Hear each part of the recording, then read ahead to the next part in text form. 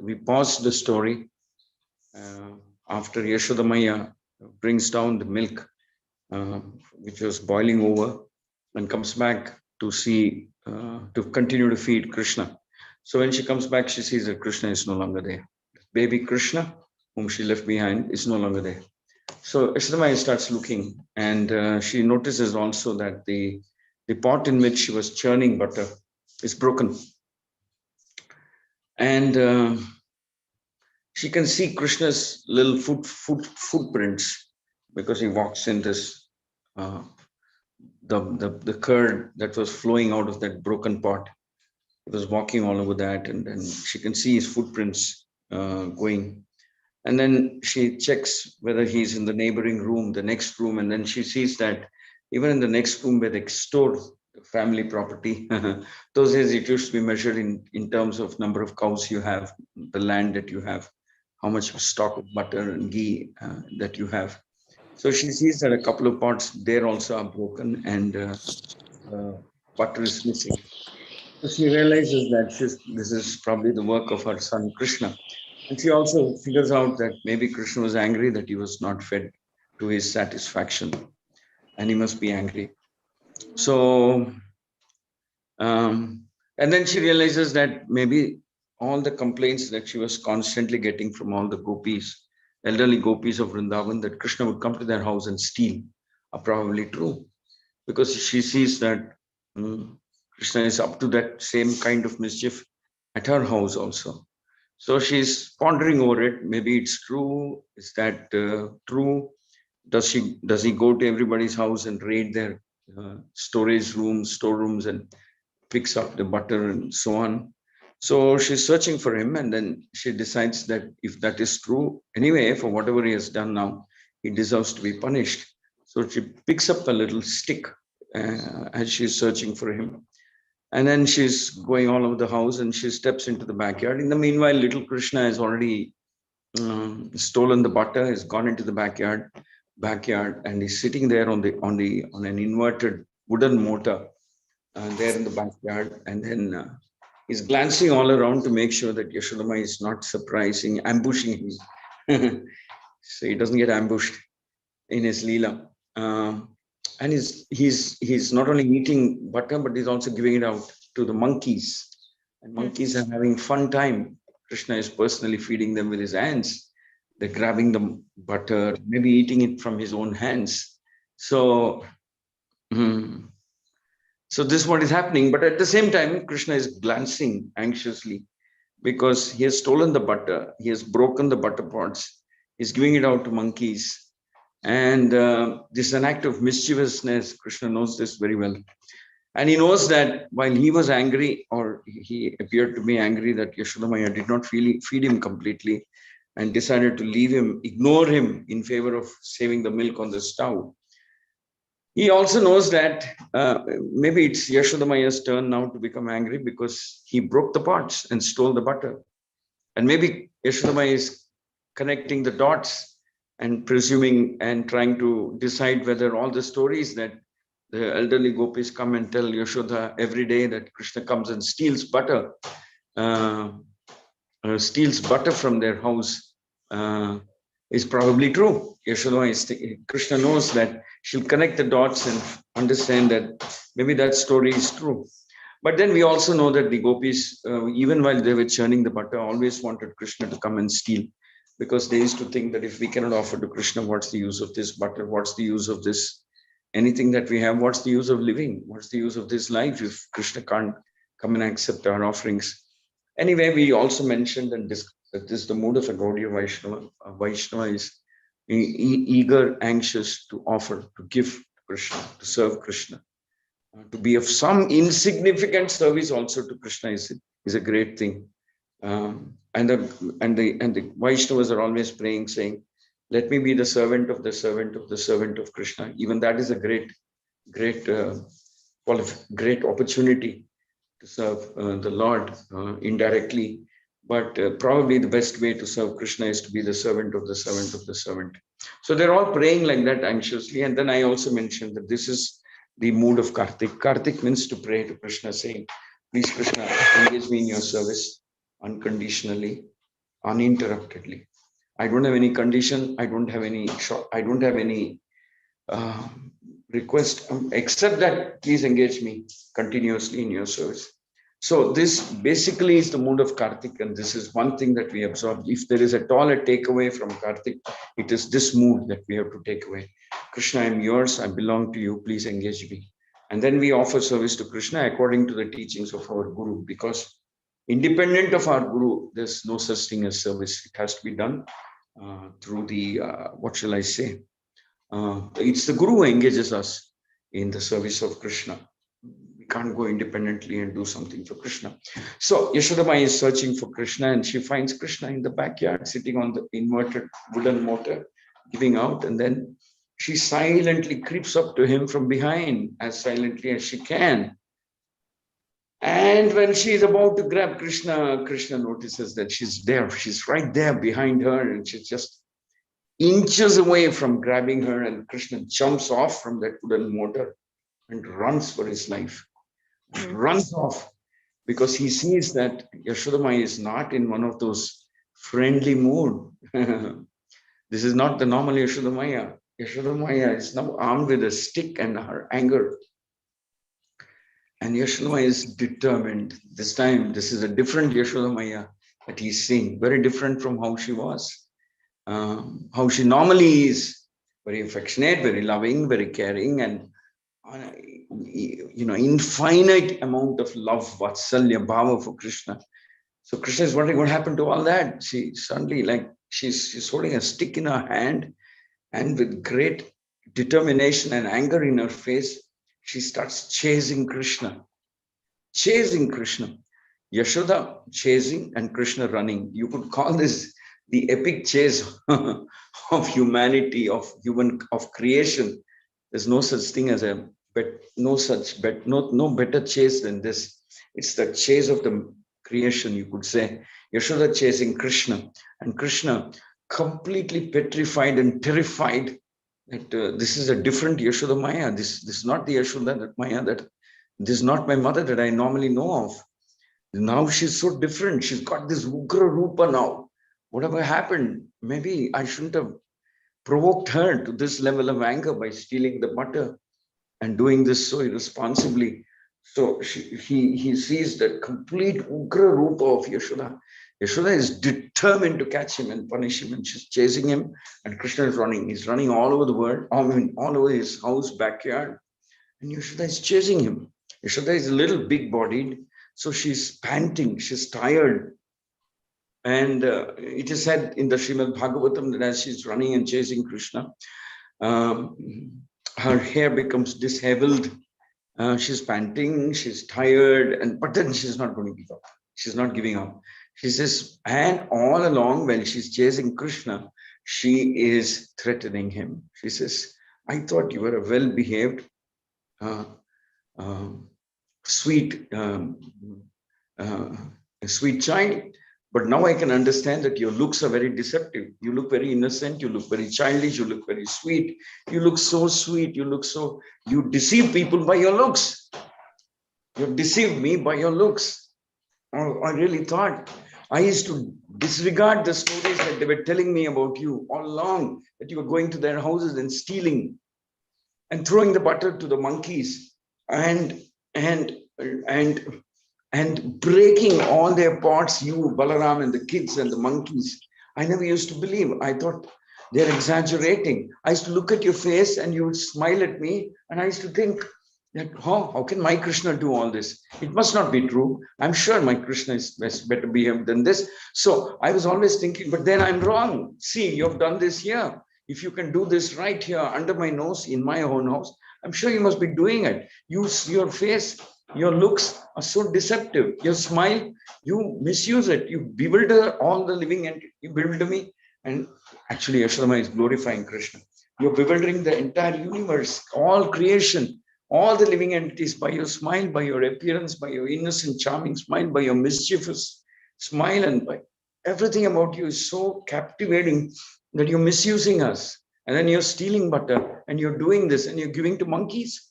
You deserve to be punished. You're bringing a bad name to my family. What will people say about me? What will people say about Nanda Maharaj? Is this how I bring up children? So this is what you're doing. You're bringing bad name for my whole family. You deserve to be. So Yashodama is like that. You can imagine what all the devatas up there in the sky who are watching the scene are feeling. They're all watching. All the devatas. Actually, they're always watching Krishna and his pastimes in the material world, especially the childhood pastimes of Krishna. They're captivated. They're about as captivated as anybody else in this material world. Yashoda Maya herself is captivated by Krishna's pastimes. The whole of Vrindavan, his whole universe is, everybody is captivated by the sweetness, by the innocence, by the charm, by the humor, by the wit, uh, by the happiness. Actually, happiness. The name Krishna means attract, Nam means happiness. Krishna drowns everybody in an ocean of happiness, drowns them in an ocean of happiness, because they're all his sweet devotees. And this is the way Krishna reciprocates. So Yashodama is chasing, Krishna is running. Yashodama is chasing. So all the devatas are worrying, they're wondering, this is, the yogis are doing meditation for centuries together, yugas together, to capture Krishna in their heart. The devotees are so seeking the lotus feet of Krishna. So, and Krishna is faster than thought. Krishna's running is faster than the speed of mind. Krishna is trying to run and escape, and Yashodama is chasing him. And Krishna is now crying because he has not seen this rupa, this ugra rupa of Yashodamaya. Yashodamaya is so determined. He said, today you're going to get this punishment.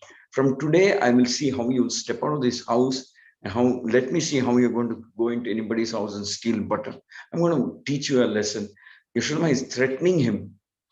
This person, Krishna, whom all the devatas worship, starting from Lord Shiva, Lord Brahma, Lord Indra, they worship. They're so terrified of Krishna.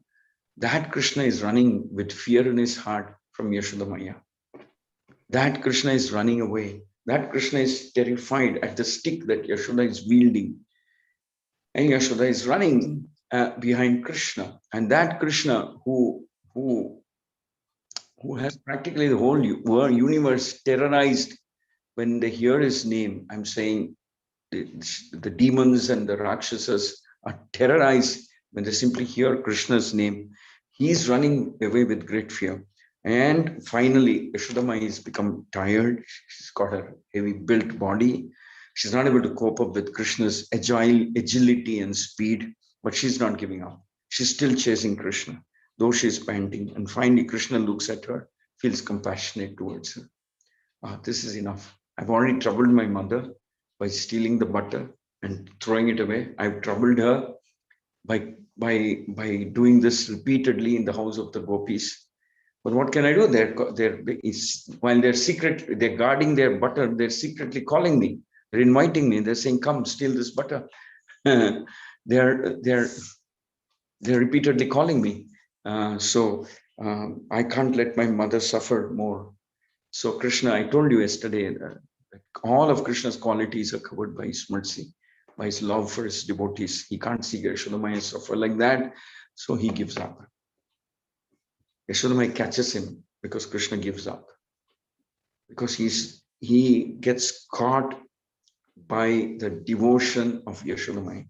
Let's be clear. It's not that Krishna can't run away, or he can run eternally, but he gives up because he says, no, I can't see my mother troubled more. She's panting, she's breathing heavily.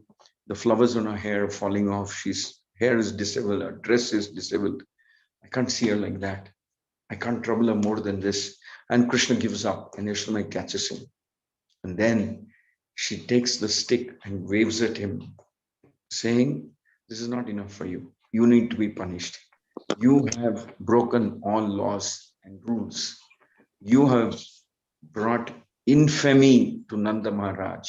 Nanda Maharaj is known as a perfect gentleman, great king. Everybody loves him, respects him. You have gone and spoiled that image. You have been irresponsible. You have been mischievous. I don't mind. You do whatever you like in my house, How about doing this in everybody's house in Vrindavan? Everybody has come and complained about it. Now you deserve to be punished. Now they used to tell me that I show too much love and affection for you, and I should straighten you up. Maybe that's true. I'm showing so much love and affection for you that you don't seem to understand that you should behave like a responsible child. But you have become too mischievous. If I don't correct you now, I don't know what you will become when you grow up. This is why he's saying all this. I don't know what you will become when you grow up. So Krishna is taking on this, and Krishna is looking fearfully at Yashoda stick in her hand. Fearfully. He's rubbing his eyes to wipe off the tears. And then his black eyeliner and mascaras is kind of they're all over his face now because he's rubbing his eyes out of fear and he's crying. He's looking at the stick in Yashoda's hand as Yashodama is waving it, and Krishna is begging her, please drop that stick. Take away that stick. I'm too scared. Don't scare me. I'm afraid. I'm sorry. I'm admitting that I stole the butter. I did this. I stole butter from the houses of the gopis also. But please remove that stick. Don't wave it at me. I'm scared. Please don't do it.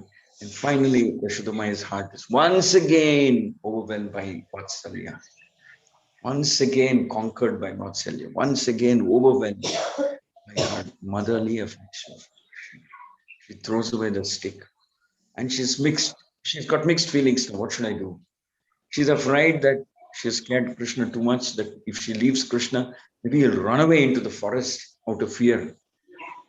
At the same time, she feels responsible as a mother that he should be punished so that he doesn't do the same mistake again. So she's torn between the two things. She says, all right, let me continue to punish him, but not in this fashion. And she says, all right, now I'll punish you in such a way that I'll be able to keep an eye on you all the time, what you're doing, so that I'll see that you don't have to, you can't step out of this house. And I have my eye on you all the time.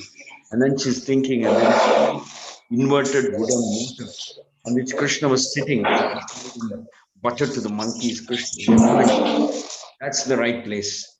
That's where you deserve to be today. And she'll tie him up to that. Or at least let us say she attempts to tie him up for that, to that. So she takes Krishna there. Krishna is relieved that that stick is no longer there. He doesn't mind any other form of punishment, but at least the stick is no longer in Yashodamaya's hand. And so Yashodamaya takes him to that wooden motor and fetches a rope, and she wants to tie him up so that she can keep an eye on him. She can watch what he's doing, and at the same time, it's not very severe punishment. Also, she's afraid that if she leaves, lets him go, maybe he'll run away out of fear. And she's too scared. What will happen to Krishna if he runs away out of fear into the forest? Out of fear, I have to punish him, yet at the same time, I should not scare him too much. She drops the stick. My heart is melted again. So Krishna captures the mind of all the devotees like this. So Yashodamaya is now, all right, let me tie him up. And then the second part of the Leela begins. Actually, the first part of the Leela is Yashodamaya churning the butter. Second part of the Leela is Krishna coming and demanding that he wants to be fed. And third part of the Leela is Krishna, Yashodamaya keeping him away and going into the kitchen to save the milk. And Krishna become angry. Fourth part of the Leela is Krishna distributing the monkey to the monkey friends, butter and breaking pots. Fifth part of the Leela is Yashodamaya chasing Krishna and catching him. Sixth is Krishna being completely terrified by Yashodamaya, pleading with her, drop that stick, please drop that stick. You can imagine what's happening in the heavenly planets where all the devatas are watching. They are absolutely mesmerized at two things, at Krishna and also at the unparalleled, unprecedented, unequaled love that Yashoda has for Krishna. And so much so that Krishna is behaving like an ordinary child, and Yashoda is behaving like a tough mother who's chastising her child, and Krishna is submitting himself completely to the chastisement of Yashoda, completely submitting himself. So this is the secret message of this Leela. Aham Bhakta Paradhino, Krishna is saying, the devotees have absolute right over me. complete right over me, complete control. Aham Bhakta Paradhino means I am supreme, I may be supreme to the rest of the world. I may be Krishna, I may be Vishnu, I may be the greatest, I may be the strongest, I may be this and that, and so many other things. But in front of my devotees, I am helplessly, what is the right word? Submissive to their wishes. Helplessly, lovingly, happily submissive to their wishes. Paradhino, devotees are superior to me. They have me in their control. Actually, we see this many times. Sri Chaitanya Mahaprabhu mentions to some of his most intimate devotees, especially the Srivas Thakura, Sridham, Srivas, Sripati, Sri Rama. He mentions to the four Srivas Thakura's brothers, four of them. He says, you have purchased me. I'm yours. You can do what you like with me because of your love, because of what sacrifices you have done to promote Sankirtan. Because of what sacrifices you have done to promote Sankirtan movement, I have become yours. I'm your property. You can sell me. So Chaitanya Mahaprabhu also showed that type of affection to his devotees. He said that to Haridas Thakur. He said that to Srivas Thakura. He said that to a few more devotees. It's mentioned in the Chaitanya. So this is the mood in which Krishna approaches. So Yashodamai looks for the rope and brings a piece of rope, and she's trying to tie him up. This is the next part of the Leela, and this is supposed to be the most mystical part of the Leela. She wants to tie him up, and she sees that the thread that she had, or the rope she had, is 2 fingers short. Yashodamai doesn't give up. She goes in and gets another piece of rope, ties both of them together, and then she tries to tie up Krishna yet again. She tries to tie up Krishna yet again. It's a longer piece of rope. She goes around the belly of Krishna and then brings the rope to the other side, and she sees it's 2 fingers short again. And by that time, the news has spread that Yashoda is punishing Krishna. It's spread like wildfire in Vrindavan.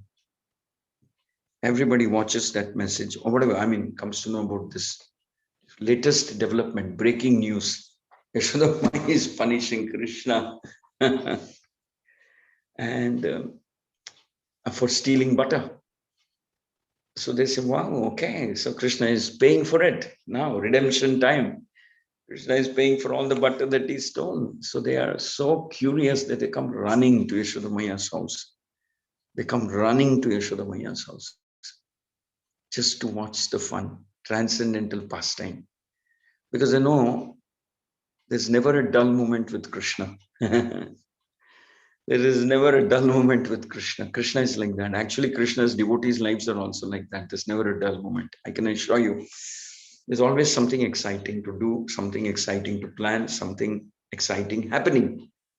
Either it's happening, or we're planning, or we're doing, or, like that. But there's always something very interesting, exciting, rewarding, satisfying to do when you're with Krishna. And when you're serving Krishna, there's never a dull moment, even for the devotees of Krishna, just as much as there's never a dull moment in Krishna's own personal leelas. So they're all charging, they're all coming quickly to watch live what's happening in Yashoda Maiya's backyard. Actually, the whole universe is watching. Whole universe is watching what's going on in Yashoda Maiya's backyard. What is this thing about Yashoda punishing Krishna? Can it ever happen? How did it happen? Is this possible at all? Is this conceivable at all, that someone can punish the Supreme Personality of Godhead and tie him up? What are we seeing here? This is not some ordinary thing that happens every day. Krishna caught being punished.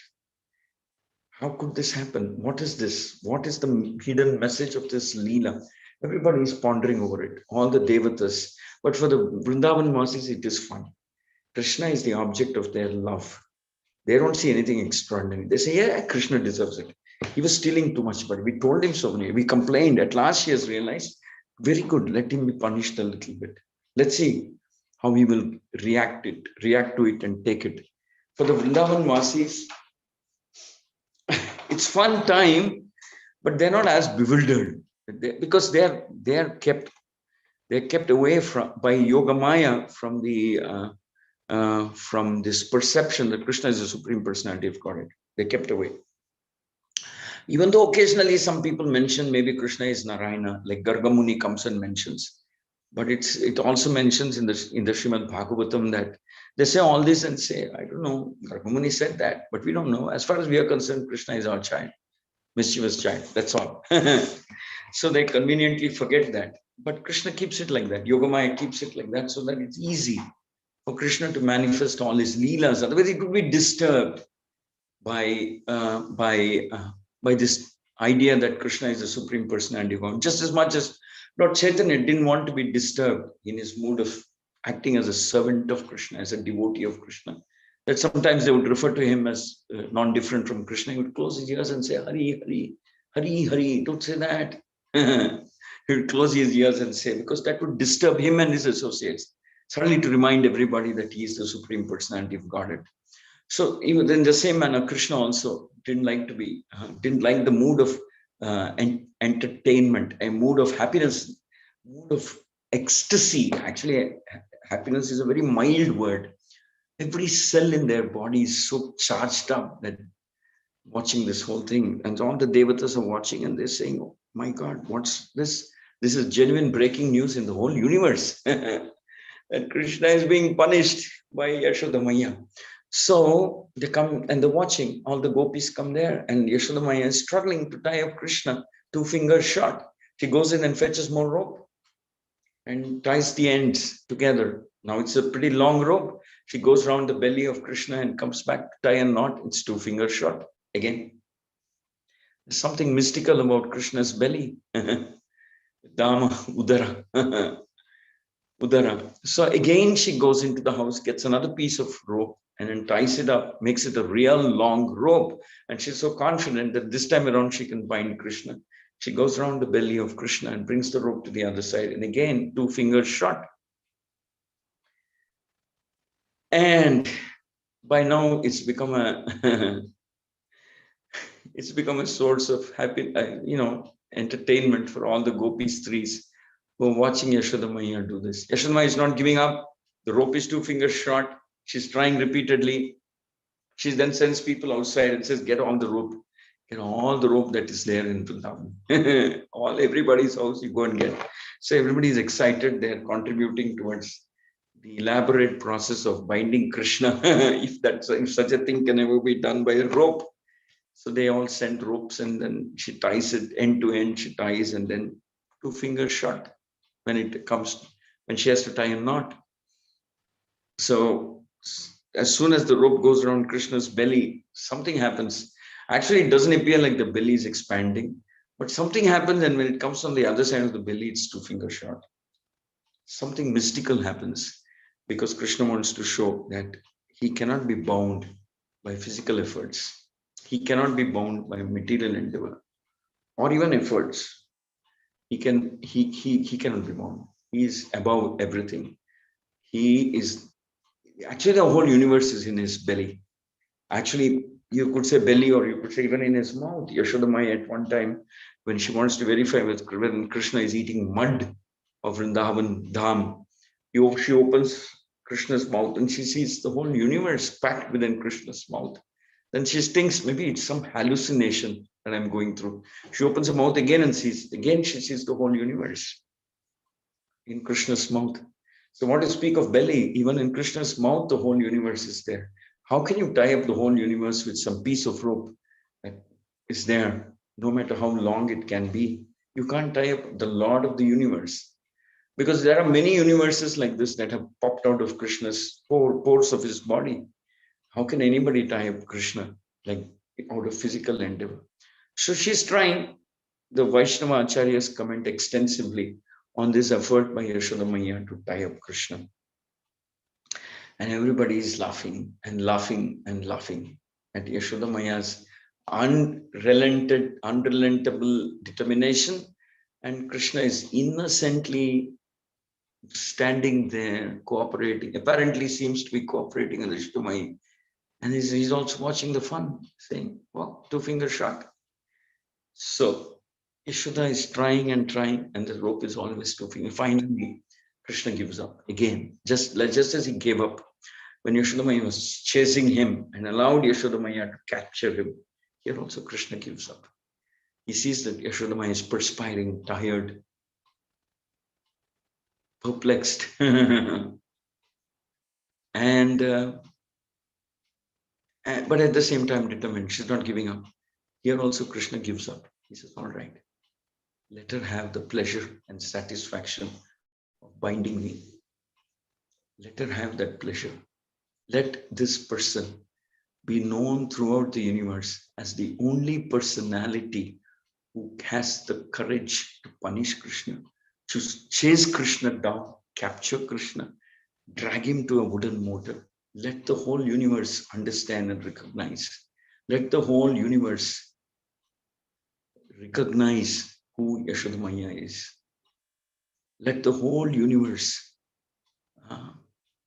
understand the real stature of Yashoda as a devotee. Let her glory be spread all over the universe for all time to come. Let her become the most perfect example of the Vatsalya Bhava, Vatsalya Rasa. Let her be the unparalleled queen of Vrindavan. My mother Yashoda. Let her fame and glory spread all over the for all time to come. It's the greatest mother among all the universe, in the universe, greatest devotee, greatest devotee who excelled in the Vatsalya Bhava. Let everybody honor her. Let the whole universe honor her. Actually, everybody is looking at Yashoda as much as they were looking at Krishna, saying what kind of Leela she has performed, what kind of tapasya has she performed, what kind of austerities has she performed, in how many lives did she undergo that kind of austerity to be able to take Krishna by his hand, drag him to a wooden mortar, make Krishna cry, make Krishna fearful, and now have the audacity to bind up Krishna, to tie up Krishna, and punish him, and threaten him, and chastise him. And Krishna is like an ordinary child, accepting all this punishment, unquestioningly accepting punishment at the hands of Yashodamaya.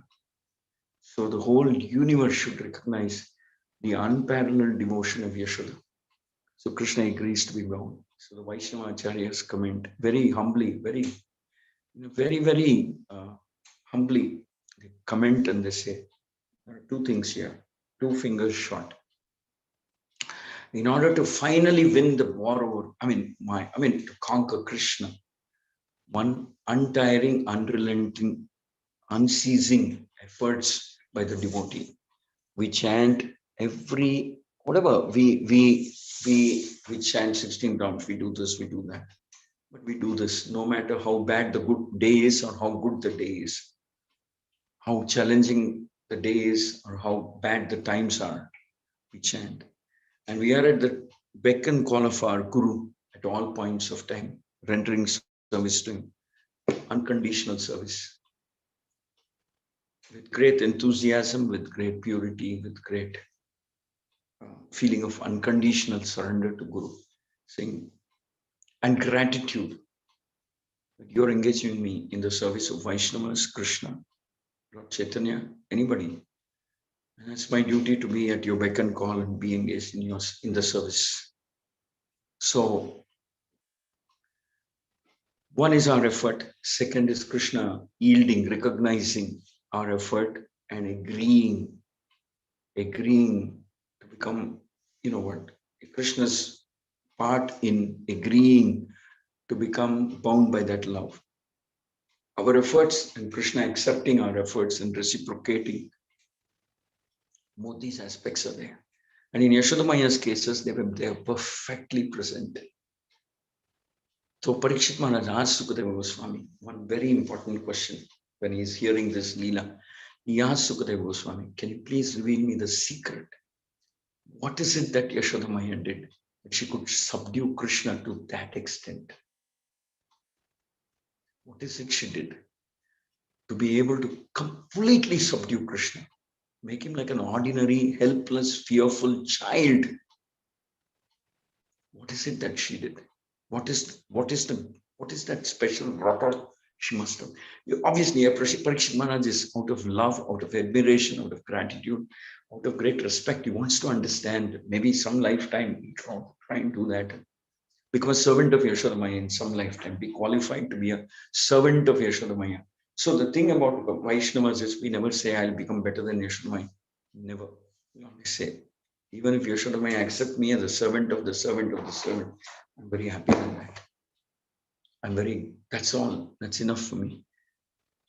What is it? And Sukadeva Goswami is trying to explain what is it she has done. So Kartik is a time when Krishna is subdued. He becomes like a small child, like any other child in front of a mother. The Lord, the Supreme Lord, whom nothing can bind, nobody can bind, no force in this universe can bind. How can they bind Krishna? Because everything, millions of universes come out of Krishna. And in one universe, one Yashodamaya, one piece of rope can it bind Krishna, from whose parts of whose body millions of universes come out. How can they bind? It is practically inconceivable that Krishna can be what? It is Yashoda's love. Love, the currency with which we worship Krishna is faith, surrender, humility, gratitude, love, attention, and perseverance. And of course, submission to the words of the Guru. Without that, nothing has any value. Without submission to Guru, nothing has any value. We can be clear about it. Evam parampara prapti, imam rajashyo, parampara praptaha. Even this knowledge that we are getting is mercy of Srila Prabhupada. Had it not been for Prabhupada, how would we know these secrets? So finally, Krishna accepts. And he says, all right, let her bind me. And that marks the complete submission of Krishna and complete victory of Yashoda over Krishna, the complete victory of devotion over Krishna, displaying the power of bhakti to subdue Krishna. That Krishna can be captured only by bhakti and not by any other means. So, Hare Krishna, Krishna Krishna, Hare Hare. Hare Rama, Ram Rama, Hare Hare. I thought this is a logical break in this pastime, and we'll complete it tomorrow. So I thought that also leaves us about 3 to 4 minutes for questions. Thank you very much for cooperating. I'm very grateful to you, but I am little disappointed. I would like to see every one of you bring one new person. I did it. I think more than 2-3 new people have registered today on my candidates. I want all of you to take this as a challenge. We'd like to see that by the time Kartik is over, we cross 500. And then I have a question with you. I wanted, so we should have at least reached 200 today. So I'm humbly requesting tomorrow, concluding day of the first phase of the lectures, that is Damodar Leela pastime, we should be able to complete it. I would like to see double the quantity, at least 100, 220, 220, or at least 200 devotees participate. Again, every day I'm requesting you, please bring one person. That's all. One new person you please bring. Please do it as a seva to Krishna, as a seva to Prabhupada. This is 125th year of Prabhupada. We should all learn how to preach. We should all preach. We should all become preachers. We should offer. By the end of Kartik, I'd like to see 500 people attending regularly. Do you think we should try? Yes, Prabhu. Yes, Prabhu. Yes, Prabhu. Will you all try? Yes, Prabhu. Yes, You get one new person. Every day, one new person. Speak to one new person and bring. Yes, Prabhu. I have brought today, Prabhu. Thank you. But overall, the strength is only 135, 140, maybe we would have touched. That's not enough. I would like to cross 200, and by the end of Kartik, we should have 500 people attending daily. We'll continue so that maybe after Kartik, we'll change the format a little bit, maybe reduce the time because you're all busy people, your mothers working, so on. But we should touch 500 by the end of Kartik. as an offering to Srila Prabhupada. Yes, any questions and comments? I have a Hare question. Krishna. I just wanted to ask you that when we are talking about right now Damodar Ashtakam, and we see how Lord Krishna is surrendering to his mother, though he's the super supreme Lord, but with his Leelas, he is showing us that the mother is the supreme power, and he's the one to which he is surrendering, and he's so this is so bountiful. But I want to ask you at the same time that why does Krishna again surrender to Radha Rani ji as he's surrendering to his mother? Both the relationships are different. As a lover, he surrenders to Radha Rani ji, where in Bhagavatam, long back when as a child I could learn that it is Radha Rani ji, the soul of Krishna. So could you please help me understanding that why does he surrender to Radha Rani, who is the supreme lord of this entire universe, and he's everything, you know? So why he's surrendering again to Radha Rani ji, and Okay. is Radha Rani ji the soul? See, there are different ways of serving Krishna. One is, of course, the Dasya Bhava. Dasya means servant of Krishna. And we know Lord Sri Hanuman was the most perfect example of being a servant of Lord Rama. And of course, all the Gopa friends of Krishna, hundreds of them, the millions of them are all serving Krishna in the mode of being a servant of Krishna. So many have achieved perfection. Then there's Sakya. Sakya means many people become friends of Krishna, like Sudama, Sridhama. Lord Rama regarded Sugriva as his friend. So there are many who serve him as Sakya. Sakya means friendship. They also achieve perfection. Then there's the Vatsalya Bhava. Vatsalya is Yashodamaya, Devaki, Rohini. Actually, Yashodamaya is considered the numero uno, which means the number one in Vatsalya Leela. Actually, sometime it is said that one time when Krishna and Balaram were playing on the banks of Yamuna, Mother Rohini goes to call them, but they don't come back and they continue playing. Come, come, come, time for lunch. Rohini goes. Then Rohini comes back and tells Yashoda, you go, you call them. They can't say no to you if you call them. So it shows that even Rohini was recognizing what's the unique Vatsalya Bhava of Yashodamaya, and how everybody, how Krishna, neither Krishna nor Balaram, though Balaram was her own son, could never say no to Krishna, could not say no to Yashoda.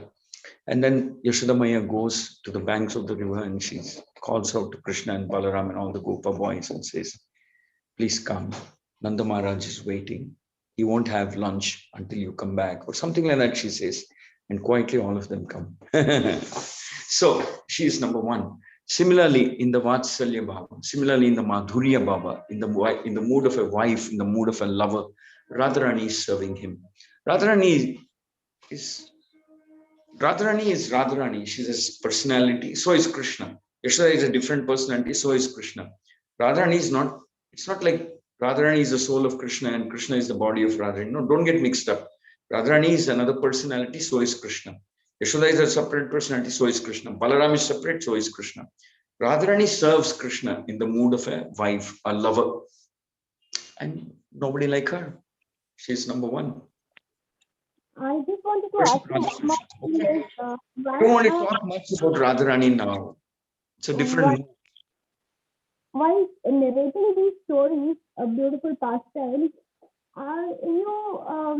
you smile a lot in between. So what makes you so happy? Which the similar happiness we are finding, every individual is finding in life.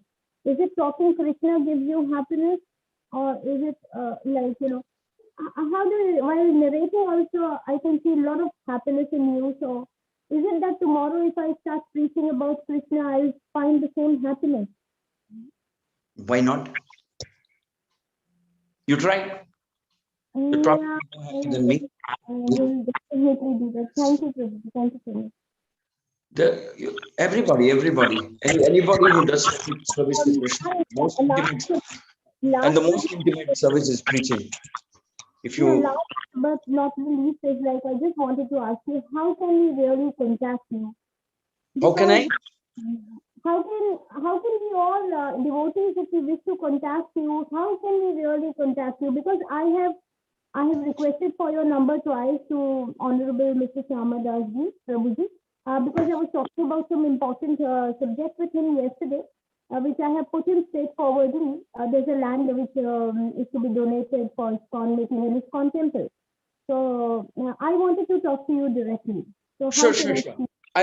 Shamkun Prabhu will upload my number. You're welcome. You're welcome. You can contact me. Thank you very much. Deeply. Shamkun Prabhu, by the way, briefed me about you. Thank He you, sir. briefed me about it. So he'll share my number with you at the right time. No problem. No problem at all. I'm not all that difficult to get through. Okay. Thank you very much. So otherwise, I would have asked Mr. Bangalore, or I would have requested your number from him, Mr. Tejas. That's okay. You'll get the number. Don't worry, ma'am. You're welcome. You can call me. I'm not all that difficult to get through to. I'm a simple man. You're welcome. So, Hare Krishna Prabhuji, I have one question. Sri Krishna in the form of a little child, like a Damodar, conducts a lot of mischiefs by stealing butter and going around to many places. And what exactly does this mischief signify, basically? Like,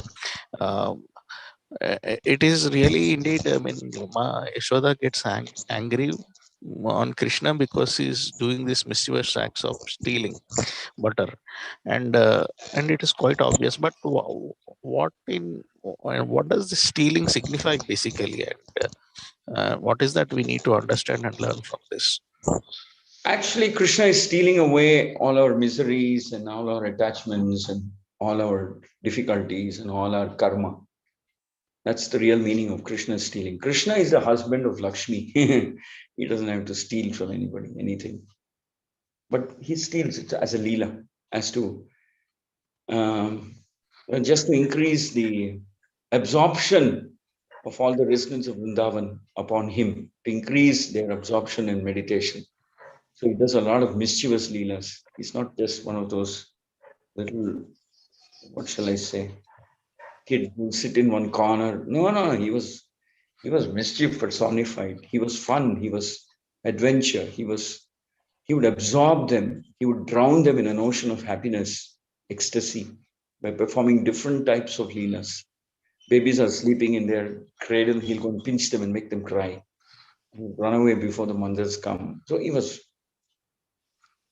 Mr. Mischievous or something like that. But they would love him. Everything that he would do would increase their love for him.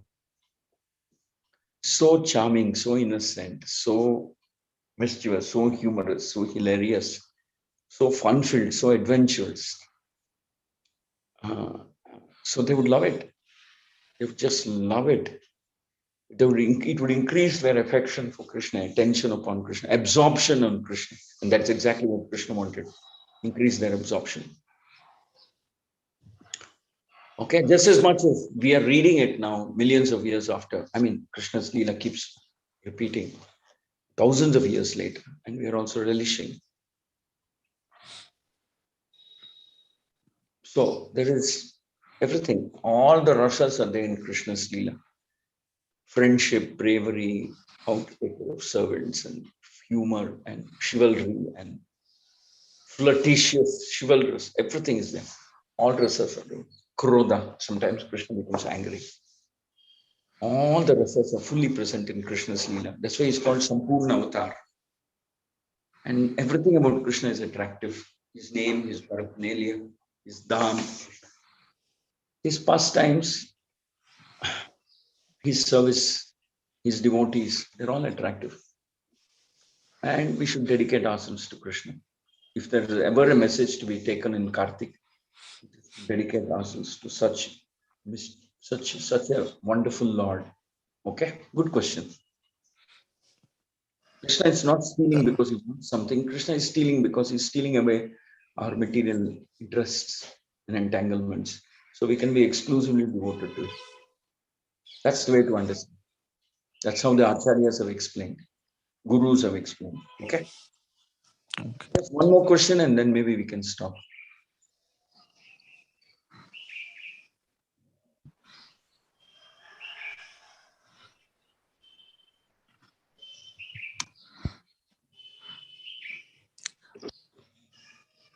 Okay, there doesn't seem to be any questions. So Hare Krishna Prabhuji, if I have get an opportunity to have one more question. So my Yashoda and the son Damodar, this Vatsalya Bhav that she has developed as a motherly affection towards Lord Krishna. So and then Lord surrenders to that affection. Uh, so and that intense love and affection that one develops because uh, she's the mother, but then when it comes to devotee, uh, and she was actually seeing Lord Krishna, and then she was actually being engaged in various acts of his mischievousness, and then seeing his physically and getting that attachment. But how does a devotee actually gets into that mode of affection, and that Lord Krishna actually showers his blessings also? You see, in the Vedic scriptures, it is mentioned that one can physically participate in Krishna Leela when one achieves that level of surrender and devotion and purity. But it's also mentioned that one can participate in Krishna's Leelas also by simply by hearing.